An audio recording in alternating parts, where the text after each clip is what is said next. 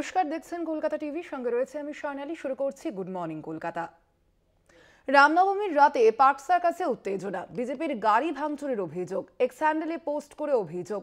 বিজেপির x হ্যান্ডেলের post সঠিক নয়, পার্ক সার্কাসে কোনো মিছিলের অনুমতি ছিল না। বিজেপিকে গুজব ছড়ানো থেকে বিরত থাকার পরামর্শ কলকাতা পুলিশের।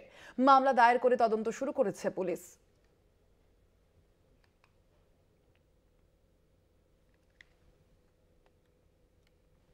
রামনবমী পালিত হয়েছে মোটের উপর শান্তিপূর্ণভাবেই। পুলিশ প্রশাসনের তরফ থেকে দিনভর শহর কলকাতা সহ রাজ্যের বিভিন্ন জায়গায় কড়া নজরদারির ব্যবস্থা করা হয়েছিল। এরই মধ্যে সন্ধ্যায় রাজ্য বিজেপি নেতৃত্বের তরফ থেকে সামাজিক মাধ্যমে একটি ছবি পোস্ট করে স্পষ্টত জানানো হয় যে এই পার্ক সার্কাস 7 পয়েন্ট এলাকা দিয়ে যাওয়ার সময় একটি গাড়িতে ভাঙচুর করা হয়েছে। তার কারণ সেই গাড়ির মধ্যে রামনবমীর পতাকা ছিল।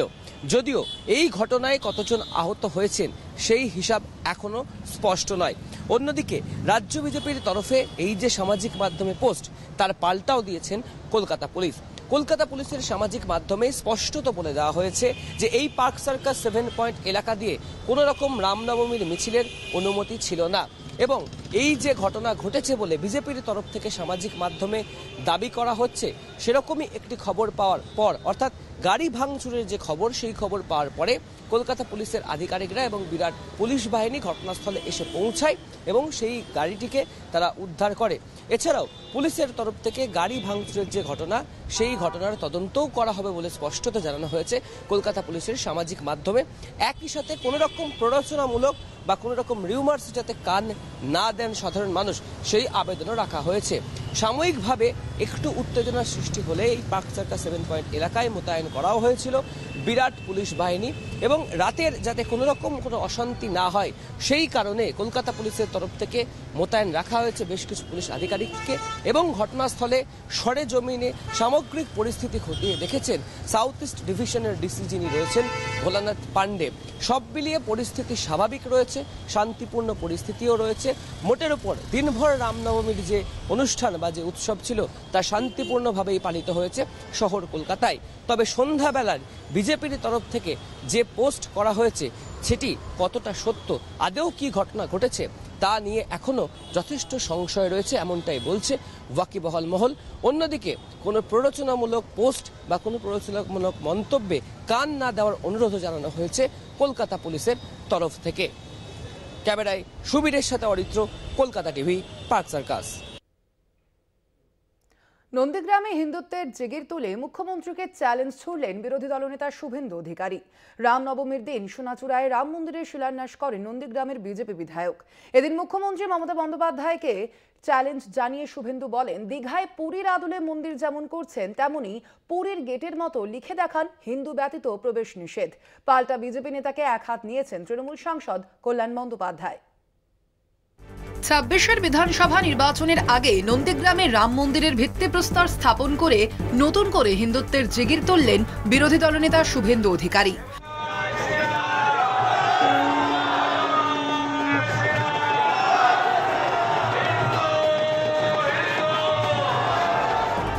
বাংলায় রাম মন্দিরের হাওয়া আগেই তুলেছিলেন বিজেপি নেতা।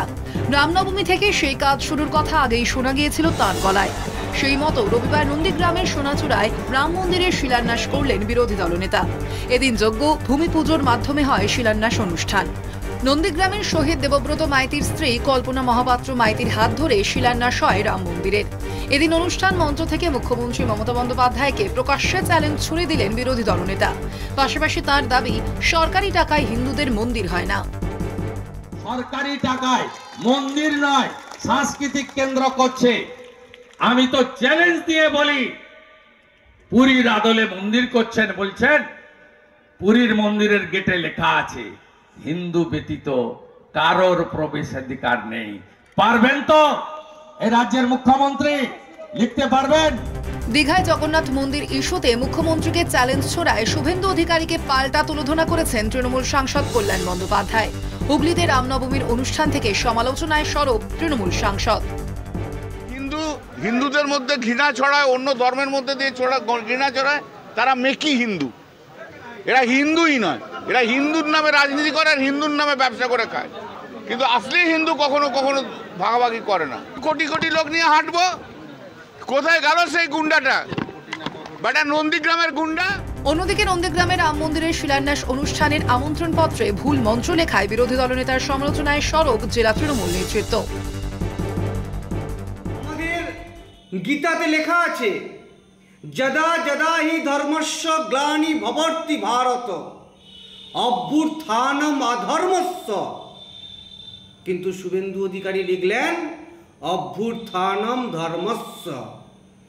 হিন্দু ধর্মের এই পবিত্র মন্ত্রকে অপবিত্র এবং বিকৃত করবার অধিকার আপনাকে কে দিয়েছে? রামনবমীর দিন রাম মন্দিরের ভিত্তিপ্রস্তর অনুষ্ঠান ঘিরে সরগরম রাজ্য রাজনীতি। হিন্দুত্বের জিগির তুলে বিজেপি রাজনীতি করছে বলে সরব হয়েছে তৃণমূল। ঘটনায় শুরু রাজনৈতিক কাজিয়া। সৌম্যজিৎ চট্টোপাধ্যায়ের রিপোর্ট, কলকাতা টিভি। হাইকোর্টের নির্দেশকে বুড়ো আঙুল দেখিয়ে অস্ত্র হাতেই চলল রামনবমীর মিছিল। নাবালক থেকে যুবক, নেতা থেকে সাধারণ মানুষ, প্রায় প্রত্যেকের হাতেই দেখা গেল অস্ত্র। প্রশাসন পুলিশের নিষেধাজ্ঞা থাকার পরেও কিভাবে অস্ত্র হাতে মিছিল হলো, মিলছে না উত্তর। হাইকোর্টের অনুমতিতে হাওড়ায় আয়োজিত হয়েছে অঞ্জনীপুত্র সেনার রামনবমী মিছিল, কিন্তু সশস্ত্র মিছিলের নিষেধাজ্ঞাকে অমান্য করেই অস্ত্র হাতে রাস্তায় রাম ভক্তেরা। রবিবার সকালে হাওড়ার কদমতলা থেকে রামরাজাতলার রাম মন্দির পর্যন্ত রামনবমীর এক মিছিলে অংশ নেন সজল ঘোষ। তার হাতে ছিল গেরুয়া পতাকা, মুখে ধর্মরক্ষার স্লোগান। মিছিল থেকেই তিনি বলেন, বারবার ধর্মের অপমান হলে আত্মরক্ষার জন্য অস্ত্র তুলতে হয়। ধর্মকে রক্ষা করতে কখনো কখনো অস্ত্র তুলতে হয়। সে অস্ত্র যে যাই বলুক, অস্ত্র ধর্মকে রক্ষা করতে যদি তুলতে হয়, তুলতে হবে। গতকাল কল্যাণ ব্যানার্জি দেখা গেছে, কে কল্যাণ ব্যানার্জি বলেছেন, মাতাল। চলুন, কল্যাণ ব্যানার্জি বলেছেন যে আপনারা রাজনীতি করার জন্য ধর্ম করেন, ধর্ম হিন্দুকে যারা গন্ধা ধর্ম বলে তারা হিন্দু নিয়ে কোনো কথা বলবে না। কল্যাণ বন্দ্যোপাধ্যায় টাইটেলটা পাল্টে নিতে বলুন, ওনার বংশের অপমান করছে। আর সারাদিনে কি হবে, কত মানুষ নামবে বলে শান্তিপূর্ণভাবে রামনবমী ধুমধাম সহকারে সারা ভারতবর্ষের সঙ্গে পশ্চিমবঙ্গে পালিত হবে। কয়েক কোটি মানুষ এতে সামিল হবে। শিউরিতে তৃণমূলের তরফে রামনবমীর শোভাযাত্রায় দেখা যায় লোকসভার সাংসদ শতাব্দী রায়কে। নেতা ও কর্মী সহ প্রায় শতাধিক নেতাকর্মীদের নিয়ে শোভাযাত্রার আয়োজন করা হয় তৃণমূলের তরফে। সশস্ত্র মিছিলের বিরুদ্ধে ঐক্যের বার্তা তৃণমূল সাংসদের।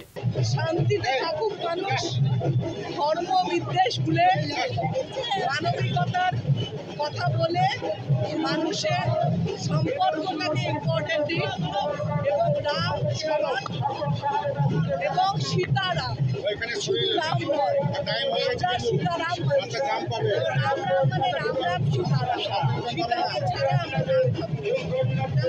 কি বলবেন, অস্ত্রদের একদম আমার সমর্থন নেই। অস্ত্র দেওয়া মানে মানুষকে আরো বেশি উত্তেজিত করে দেওয়া। গ্রাম যদি ছোট ছেলে মেয়েদের হাতে অস্ত্র পড়ে, তারা আরো বেশি হিরোইজম দেখানোর চেষ্টা করে। অটোমেটিক এটা হয় বয়সের জায়গায়, অস্ত্র ছাড়া ভগবানকে ডাকা যায়।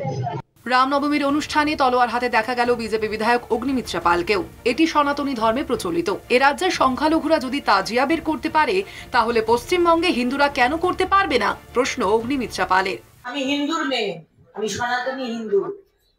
আমি ছোটবেলা থেকে আমার দেব দেবীকে অস্ত্র হাতে দেখে এসেছি, পূজা করে এসেছি। মা দুর্গার হাতে অস্ত্র, মা কালীর হাতে অস্ত্র, আমাদের সমস্ত সনাতনী হিন্দু দেব দেবীর হাতে অস্ত্র থাকে। তাই আজকে রামনবমীতে আমরা অস্ত্র তুলে নিয়েছি। এই শিক্ষা আমরা আমাদের সনাতনী হিন্দু থেকে পেয়েছি, হিন্দুত্ব থেকে পেয়েছি, দেবদেবীর থেকে পেয়েছি। রামনবমী উপলক্ষে বেরুগ্রামে রামনবমী কমিটির অনুষ্ঠানে বীরভূম জেলা পরিষদের সভাধিপতি কাজল শেখ। বজরংবলী কমিটির পক্ষ থেকে কাজল শেখকে জয় শ্রীরাম লেখা পতাকা সহ ত্রিশূল উপহার দেওয়া হয়।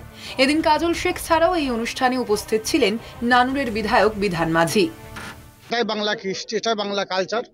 হিন্দু, মুসলমান, শিখ, খ্রিস্টান, ইসাই সমস্ত সম্প্রদায়ের মানুষ একে অপরের তিওয়ারে আমরা হাজির হই, সমবেত হই। এটাই বাংলা কৃষ্টি, এটাই বাংলা কালচার। রামনবমীর শোভাযাত্রায় হাতে অস্ত্র নিয়ে শোভাযাত্রায় হাঁটলেন পুরুলিয়া বিজেপি সাংসদ জ্যোতির্ময় সিং মাহাতো। রামনবমী মিছিল থেকে চাকরিহারা শিক্ষকদের নিয়ে গর্জে ওঠার পাশাপাশি রামরাজ্য প্রতিষ্ঠার বার্তা বিজেপি সাংসদের। এই অন্যায় সাম্রাজ্য ধ্বংস হোক এবং রাম রাজ্য প্রতিষ্ঠা হোক গোটা ভারতবর্ষে, গোটা বিশ্বে। এই রাম রাজ্য প্রতিষ্ঠা হলে এই মানুষের চাকরি নিয়ে, টাকা, জীবন নিয়ে ছিনিমিনি এইসব হবে না। রাম রাজ্যই প্রকৃততম রাজ্য, যেখানে প্রজারা শান্তিতে বসবাস করতে পারবে, নিজ নিজ ধর্মকে পালন করতে পারবে। কোথাও বিজেপি, কোথাও শাসক তৃণমূলের নেতারা রামনবমীতে রাজ্য জুড়ে শোভাযাত্রা। নন্দীগ্রামে রামনবমীর মিছিলে যোগ দিয়েছেন বিরোধী দলনেতা শুভেন্দু অধিকারী। খড়গপুরে কর্মসূচি করেছেন বিজেপি নেতা দিলীপ ঘোষ। এদিকে রামনবমী উপলক্ষে দেশবাসীর উদ্দেশ্যে পোস্ট মুখ্যমন্ত্রী মমতা বন্দ্যোপাধ্যায়ের। শান্তিপূর্ণভাবে রামনবমী উদযাপনের আবেদনের পাশাপাশি উন্নয়নের মূল্যবোধ সমুন্নত রাখার আবেদন করেন তিনি। কলকাতা টিভি।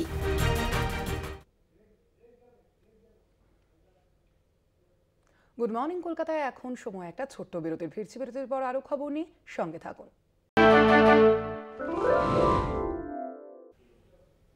আজ নেতাজি ইন্ডোর স্টেডিয়ামে মুখ্যমন্ত্রী মমতা বন্দ্যোপাধ্যায়ের সঙ্গে যোগ্য চাকরি প্রার্থীদের সাক্ষাৎ। তার আগে রবিবার শহীদ মিনারে হয় যোগ্য প্রার্থীদের তালিকা বাছাই। সোমবারের বৈঠকে যাতে কোনোভাবেই অযোগ্যরা ঢুকতে না পারে তার জন্য দেওয়া হয় কুপনও। যাদের ওএমআর শিট সঠিক, যাদের পূর্বের পিটিশনে নাম রয়েছে, সেই সমস্ত যোগ্য প্রার্থীরাই সাক্ষাৎ করতে পারবেন। যোগ্যরা তাদের চাকরি ফিরিয়ে আনতে চান বলে দাবি রাখবেন মুখ্যমন্ত্রী মমতা বন্দ্যোপাধ্যায়ের কাছে। এখান থেকে কুপন পাচ্ছি, শহীদ মিনারে এসেছি আজকে, আমরা একটা করে কুপন পাচ্ছি। কারা আমরা কুপন পাচ্ছি? যারা যোগ্য গ্রুপে আমরা পিটিশনার হয়েছিলাম, সেই গ্রুপ থেকে আমাদের আজকে কুপন দেওয়া হচ্ছে আগামীকাল, যাতে আমরা নেতাজি ইন্ডোর স্টেডিয়ামে এটা দেখিয়ে পাস করে তারপরে আমরা ঢুকতে পারি। আর এটাও আমরা ভয় পাচ্ছি যে আমাদের মধ্যে যারা অযোগ্য আছে তারা যাতে ঢুকতে না পারে, সেই জন্যই এই আজকে কিন্তু কুপনটা আমাদেরকে দেওয়া হচ্ছে, আবার আমাদের সমস্ত ডকুমেন্টসগুলো ভেরিফাই করে। কালকে মমতা বন্দ্যোপাধ্যায় আমাদের ইন্ডোর স্টেডিয়ামে যে ডেকেছেন, সেই ইন্ডোর স্টেডিয়ামে ডাকার জন্য তো দেখুন ওখানে অত বড় জায়গা নেই যে প্রত্যেককে মানে এন্ট্রি দেওয়া হবে। তো আজকে যারা যারা আমরা যোগ্য ক্যান্ডিডেট তাদের সেই দেখে পাস বা কুপন দেওয়া হচ্ছে কালকে যাওয়ার জন্য, এই করছি। কিন্তু এখানে তো অযোগ্যরা থাকতে পারে না, অযোগ্যরা কি করে থাকবে? আমাদের তো এখানে সবকিছু চেকিং হচ্ছে, দেখুন আমাদের সবকিছু, আমাদের ওএমআর রয়েছে, আমাদের অ্যাডমিট রয়েছে, আমাদের পিটিশনার লিস্টে নাম রয়েছে, সবকিছু দেখেই চেকিং হচ্ছে। কেন অযোগ্যরা ঢুকতে যাবে? আমরা তো পিটিশনার অযোগ্যরা ঢোকাইনি, এটা তো অযোগ্যদের জায়গা নেই। অবশ্যই বাধা দেবো, সেটার জন্যই তো চেক করে দেওয়া হচ্ছে। হাইকোর্ট সুপ্রিম কোর্ট যোগ্য অযোগ্যদের তালিকা আলাদা করতে পারলো না। যদি যোগ্য অযোগ্যদের তালিকাটা আলাদা করতে নাই পেরে থাকে, তাহলে আজকে টাকা ফেরত কাকে দিতে বলেছে? আমাদের তো দিতে বলেনি, তাহলে আমরা অযোগ্যদের তালিকায় নেই। তাহলে সুপ্রিম কোর্ট একদম খুব ভালোভাবে অযোগ্যদের তালিকা পেয়েছে, যাদেরকে চিহ্নিত করে টাকা ফেরত দিতে বলেছে। তাহলে আমরা কি দোষ করলাম? আজকে যে রিপোর্টের উপর ভিত্তি করে অযোগ্য আলাদা হয়েছে, সেই রিপোর্টের উপর ভিত্তি করে যোগ্য কেন আলাদা হবে না? টাকা তো সবাইকে ফেরত দিতে বলেনি, টাকা তো কিছু সংখ্যক ফেরত দিতে বলেছে। তাহলে আমরা দোষটা কোথায় করেছি? আপনারা কালকে সাক্ষাতে মুখ্যমন্ত্রীর কাছে কি বলবেন? এটাই বলবো মুখ্যমন্ত্রীর কাছে যে আমাদের চাকরি আমাদের ফিরিয়ে দিন। কিভাবে ফেরাবেন সেটা আপনার বিষয়, সে বিষয়ে আমরা দেখতে যাব না। আমরা পরীক্ষায় পাস করেছি, প্রতিটা স্টেপ ক্লিয়ার করেছি, তারপরে চাকরি পেয়েছি। কোনো তালিকায় আমাদের নাম নেই, কোনো অ্যালিগেশন নেই আমাদের নামে। আপনি নিয়ে আসুন অ্যালিগেশন। কিসের জন্য আমরা চাকরি হারাবো? কি করেছি আমরা? এখনো মায়া কাটেনি দিদিমণিদের, তাই চাকরি বাতিলের পরেও স্কুলেই কাটছে সময়। ভিন রাজ্যে শিক্ষকতা ছেড়ে রাজ্যে এসে যখন দিশেহারা খুশবু, প্রিয়া, বাবলিরা মানসিকভাবে প্রস্তুতি নিচ্ছেন আবার পরীক্ষায় বসার। শীর্ষ আদালতের নির্দেশে চাকরি খুইয়েছেন 25,753 জন।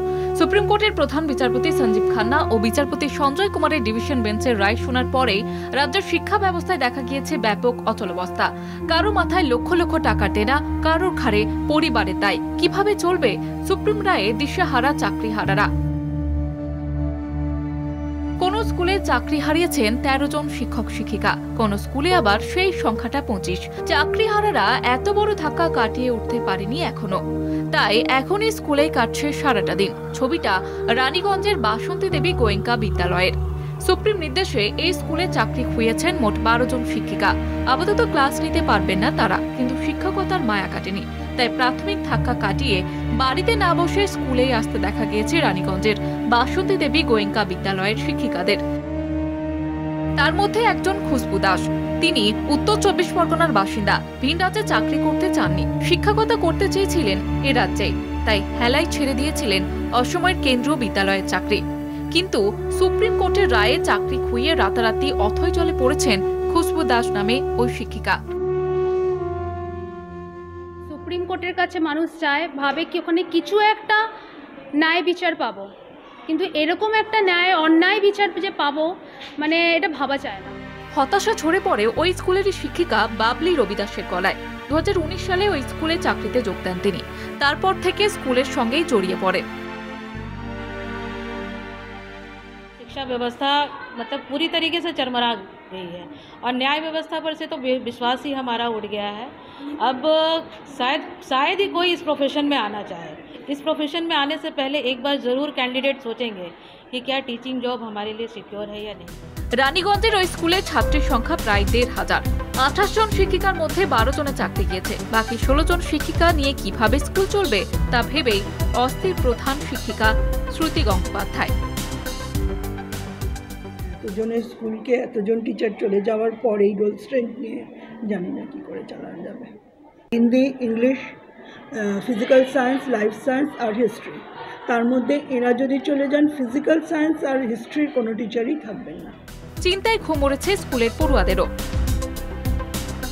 पढ़ाई का भी क्या होगा पता नहीं।